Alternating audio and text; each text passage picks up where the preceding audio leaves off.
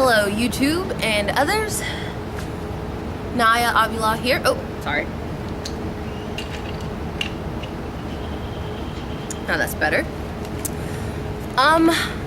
Today is Monday, April 15th, 2013. It is now 3:18 p.m. and I'm starting on my vlogs for the PDF class. Now, one might ask, why are you starting on your vlogs 1 week before the last vlog is due?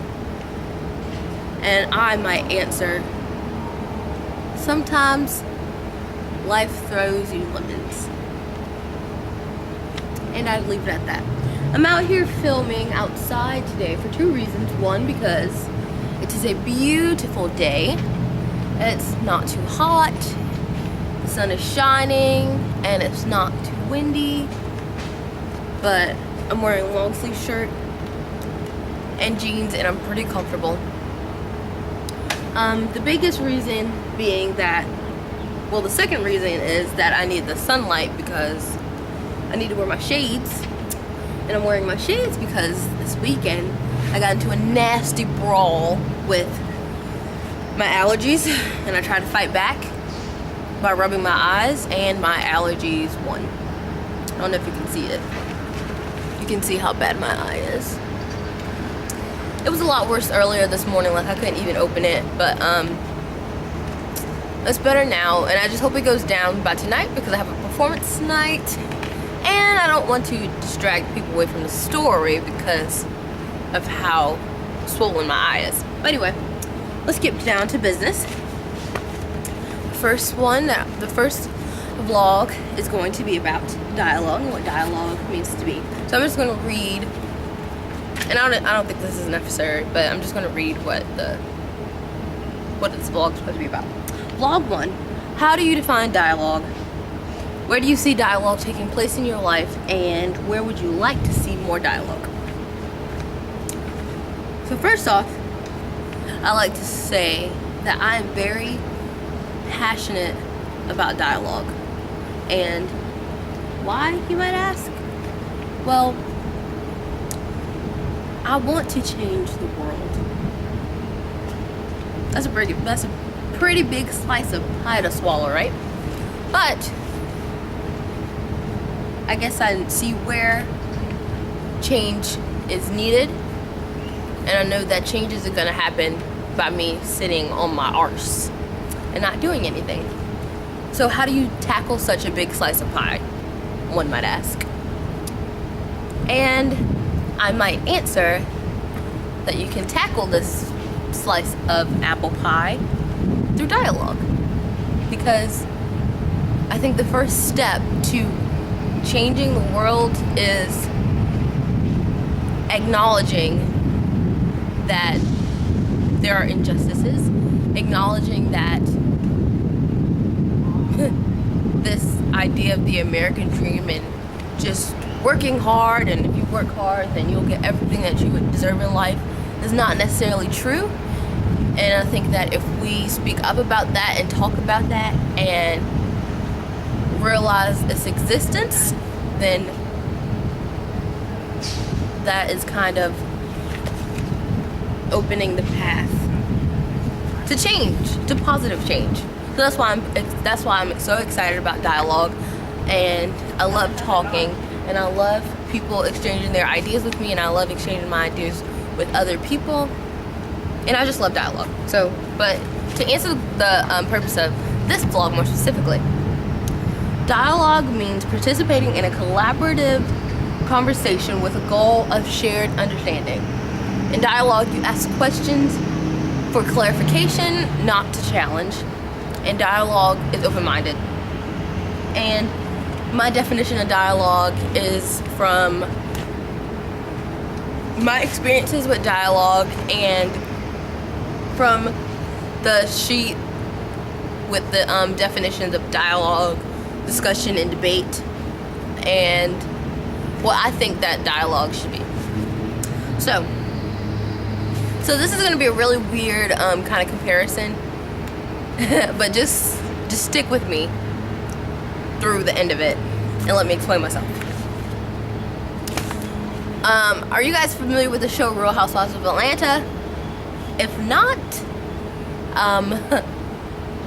I'll put the link for a clip of Real Housewives of Atlanta so you can kind of see what it is about in the description box. And Real Housewives of Atlanta is this reality show where there's a lot of drama, but for me, I feel like in a strange, twisted way, those women, they participate in dialogue in that, I'm sorry, I have to look at my notes. They're not afraid to tackle difficult topics. Like if one woman is having an issue with another woman, then they aren't afraid to confront that woman about it. And I mean, of course, these examples aren't exactly what dialogue is, but I think it's important because, and I think it's relevant because in dialogue, sometimes you are going to say things that other people may not agree with. Sometimes you might say something that's offensive, but I mean, we're all ingrained with ideas that are offensive to other people, and it takes challenging those for us to break that cycle. But and I don't even really know if what I just said made sense, but I'm hoping that you kind of understand what I'm saying, that dialogue is about learning. So it's okay if you say the wrong thing. It's okay if you say the wrong thing. Just as long as you're open-minded and you are open to being wrong and open to letting someone else's ideas influence some ideas that you might have had. So in Real Housewives of Atlanta, I like that they are really open about talking about the things that bother them. And a lot of those conversations that they have end up in fights, and we don't want our dialogue to go that route. But how it starts off, I think, is pretty relevant to what we want our dialogue to kind of be about. But by no means am I trying to say that the altercations that they have on Real Housewives of Atlanta are ideal or what we want for our dialogues. I'm just talking about how they aren't afraid to talk about things that are difficult to talk about. Where do I see dialogue happening in my life? Honestly, I don't see a lot of dialogue. And when in situations where people are talking and exchanging ideas and thoughts and feelings, for my life where I am right now, a lot of the answers are really black and white.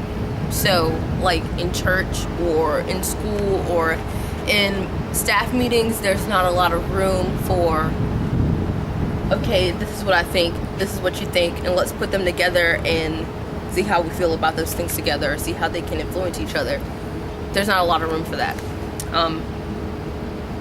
So that kind of sucks. And I mean, I was in the RA class last semester with Lisa Evinger and Kristen Cousins, and we did a lot of dialogue, some successful, some unsuccessful dialogue, but other than that, I haven't had a lot of dialogue in my life.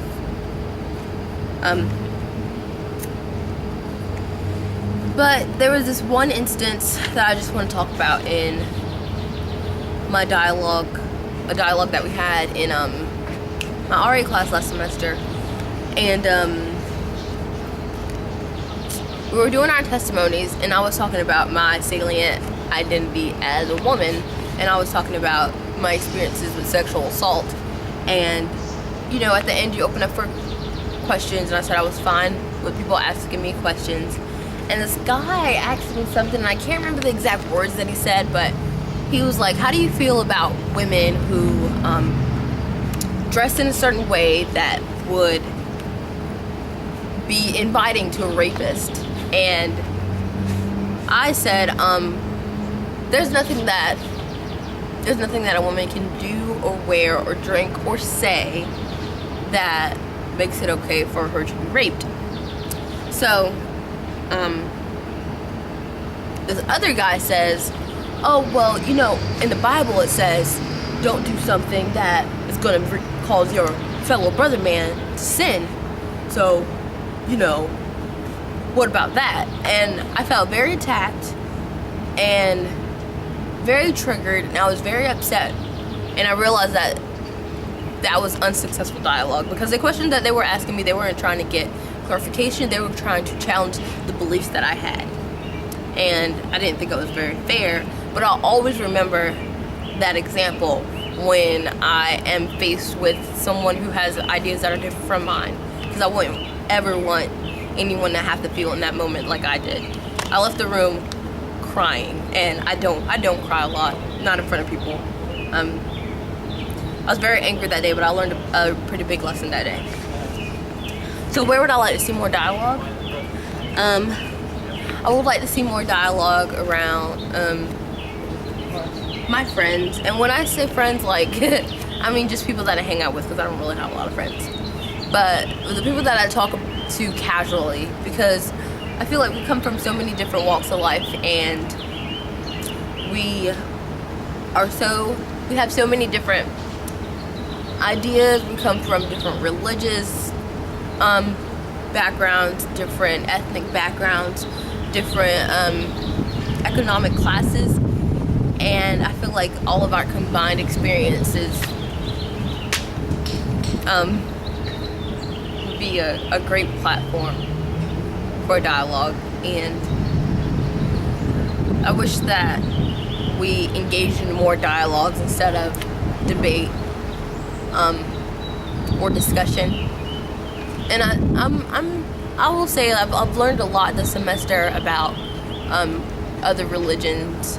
One of my other salient identities is being a Christian, and here on Clemson's campus and in South Carolina and in the South, it is a privilege to be of a Christian background.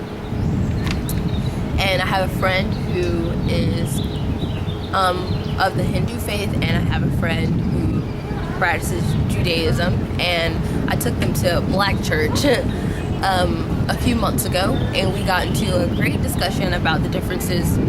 Well, was it a discussion? Was it a dialogue? I really don't know, because our ideas weren't really influencing each other. We were just talking out loud, but we weren't trying to say, oh, my religion is the best, this is the one way to go.